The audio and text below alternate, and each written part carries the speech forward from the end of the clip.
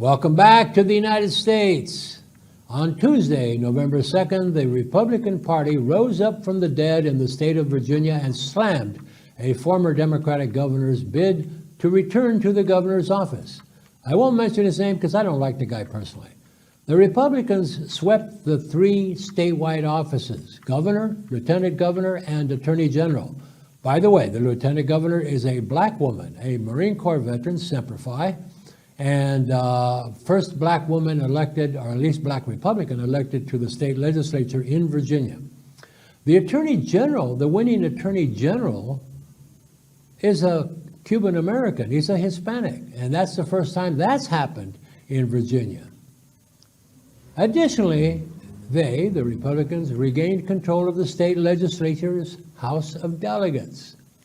The biggest loser was President Joe Biden, who was overseas. He was in Scotland for the conference, the G20 climate deal. President Joe Biden, who carried Virginia in a rout in 2020, 16 points. The second biggest loser was Donald J. Trump. He not only lost Virginia in 2020, he endorsed the Republican candidate, but the candidate avoided the Trump association and was known to suggest January 6th riot across the Potomac River from Virginia was weird. That, of course, is seen as a rejection of Trump by many observers. So this Republican has figured out a way how to win in an era when Donald Trump is trying to control the Republican Party. He failed in this instance. So, a Republican sweep in Virginia's election is very bad news for the Democratic Party today because it makes us look at what might happen next year. But before we do that, let's talk about Joe Biden being overseas, having this election occur, having his party lose while he's overseas. And so that was the news he got when he landed. You lost, Buster. You're a loser. And he looks forward now to becoming a double whammy loser next year. Historically, it has been true in modern times that the party in power in its first term that runs candidates in the first midterm election, halfway through their first term as president, the in-party loses. The in-party loses. In 2010, 63 Republicans, new Republicans, were elected over Democrats to take over the House.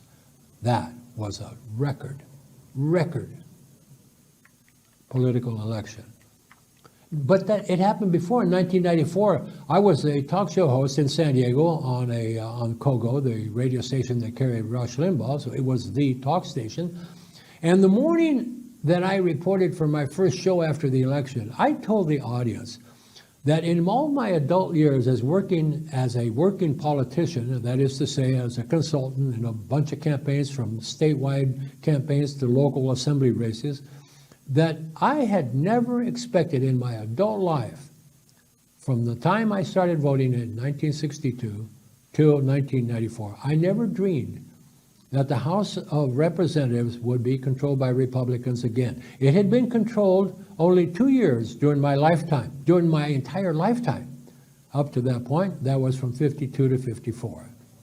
So I never thought that would happen, yet Newt Gingrich put together the contract with America, or contract for America, as I recall, and led the crusade to throw the Democrats out of office, and they did. It was 40 some odd, as I recall, but it was enough to control the House of Representatives. And the Republicans gained control in the Senate as well, a little later. But they controlled, and Bill Clinton was president. So Bill Clinton didn't get to do much for the rest of his presidency. It was even worse a little later. But anyway, that was in 1994. In 2004, Harry Reid took control of the Senate because a Republican switched parties and a couple of Republican incumbents lost, and Harry Reid was able to take control of the Senate, and he set out to destroy America, which is what the Democrats generally try to do. But Harry Reid was a very anti-immigrant, anti-Mexican senator. He tried to cover up in later years, but this guy introduced a bill to make English the official language of America, which it never has been, and the United States is the second largest Spanish-speaking country in the world after Mexico. So, in 2006, Harry Reid is now in charge of the Senate. George W. Bush is president of the United States with a Republican House, and what he did was he pushed immigration, a real comprehensive immigration reform package. He got on national television to promote it on a special broadcast. He was all for it. But Harry Reid wasn't. And Harry Reid was backed up by Barack Obama, a brand new senator from Illinois. The two of them conspired to kill immigration reform, to kill it. Not set it aside, not postpone it, to kill it. They inserted amendments and got them passed, that were poison pill amendments that Republicans couldn't support. Therefore, the bill was dead. Immigration reform was dead. Thanks to Barack Obama, who then won the election in 2008, became president. And he never lifted a finger on immigration, ever lifted a finger on immigration in a positive way.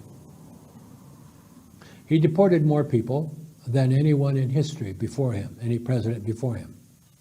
He actually created a set of barriers so that immigration wouldn't pass, and it didn't. And his chief of staff, Rahm Emanuel, was quoted as saying immigration was going to be put off to the second term because Obamacare, the health situation, was more important. Now, Barack Obama had promised with a Democratic House and a Democratic Senate that he would pass immigration reform immediately. He never touched it, except to deport people. Never touched it.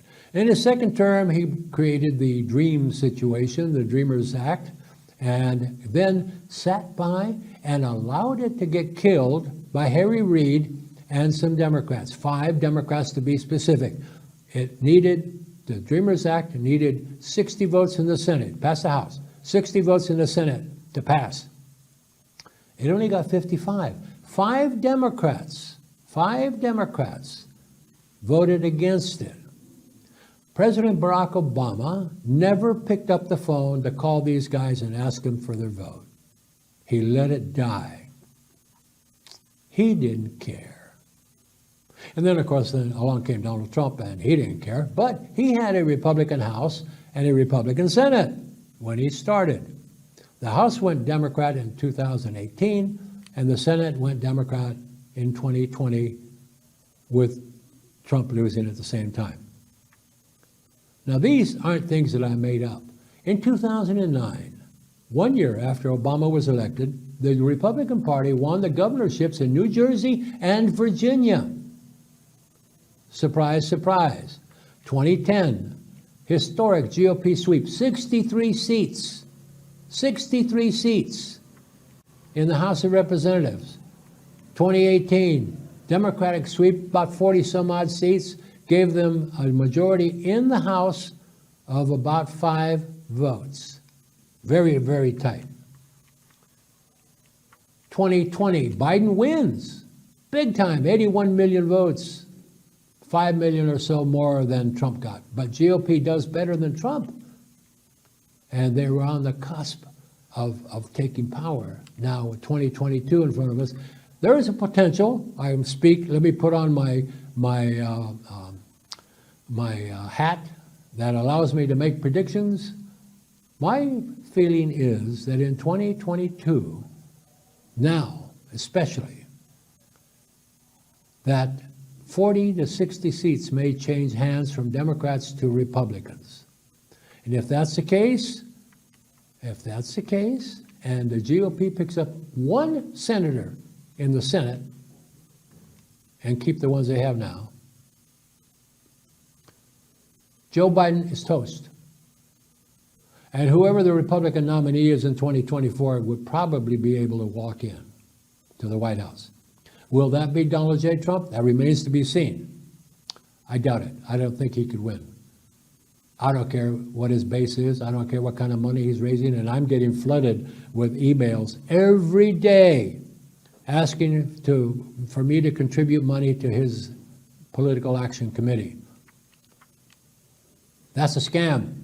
I'm telling all of you, don't send him any money. He thinks he's God because he could raise money.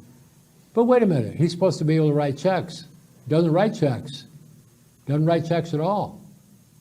Doesn't use his own money for the big time stuff like running for president. He did in some primaries, but not in the general election. So that's the situation in 2022. I think the Republicans are going to make a big comeback, and then that would set up 2024. I don't know if I'll be around to see all that, but that's my prediction. And if I'm still around in 2022 or in 2024 and I made a mistake, call me on it. I don't have thin skin unless you call me ugly. But if you really pay attention, you'll see what I'm talking about. Looks like a big sweep 2022 for Republicans. The Democrats can't get their act together. The progressives are killing them. And I think Alejandria Ocasio Cortez is a lovely, smart woman. But she's a nutcase politically. So are the rest of her squad. The United States is not going to be, in my opinion, a socialist state ever. Barry Sanders is done, cooked, toasted, barbecued. He and his followers and his fellow travelers are gone. Alejandria Ocasio Cortez, you're lovely and you're smart. You're in the wrong party. So, thank you for your attention. We hope you are better informed than you were an hour ago. We thank GTV, that's GTV in Tijuana, and Baja California statewide cable CNR Canal 73. I mixed that up. Channel 73, for making this program available to you, the millions of people in Baja California, Sunday mornings at 10 o'clock. We thank President Andres Manuel Lopez Obrador and President Joe Biden for providing us with so much material to work with. It's not hard to write these scripts. We thank you for being there. See you next time.